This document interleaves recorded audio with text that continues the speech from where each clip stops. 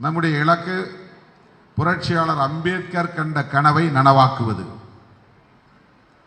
புரட்சியாளர் அம்பேத்கர் என்ன கனவு கண்டார்? அவருடைய கனவை எப்படி நாம் பார்க்க முடியும், புரிந்து கொள்ள முடியும்? புரட்சியாளர் அம்பேத்கர் என்ன கனவு கண்டார் என்றால், சாதிகள்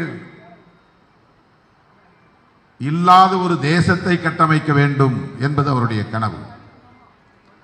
சாதியை ஒழிப்பது அவருடைய கனவு. எதற்காக சாதியை ஒழிக்க வேண்டும்? அதை ஒழிக்க முடியுமா? எதற்காக சாதிய கட்டமைப்பை, சாதிய சமூகத்தை ஒழிக்க வேண்டும் என்று புரட்சியாளர் அம்பேத்கர் விரும்பினார் என்றால், மக்களிடையே சமத்துவத்தை நிலைநாட்ட வேண்டும் என்பதுதான். சமத்துவத்தை நிலைநாட்டுவதற்கும் சாதியை ஒழிப்பதற்கும் என்ன சம்பந்தம்? இங்கேதான் சம்பந்தம் இருக்கிறது, தொடர்பு இருக்கிறது. சாதி சமத்துவத்திற்கு எதிரானது. சமத்துவம் இங்கே நிலை பெற வேண்டுமானால் அல்லது மீட்கப்பட வேண்டுமானால் சாதிய கட்டமைப்பு நீடிக்கிற வரை அது நிகழாது.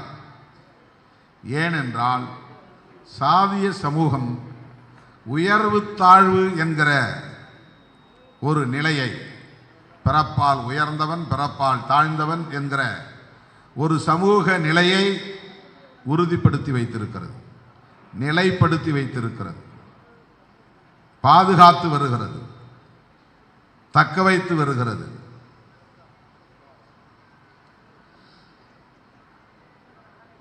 பணக்காரனாக இருந்தாலும், ஏழையாக இருந்தாலும், இந்துவாக இருந்தாலும், வேறு எந்த மதத்தை சார்ந்தவனாக இருந்தாலும், ஆணாக இருந்தாலும், பெண்ணாக இருந்தாலும், அவர்களிடையே இந்தியாவில் மட்டும் இழையோடிக்கொண்டே இருக்கிற ஒரு பொது உளவியல் இருக்கிறது. எவ்வளவு முற்போக்கான அரசியலை பேசக்கூடியவர்களாக இருந்தாலும் கூட,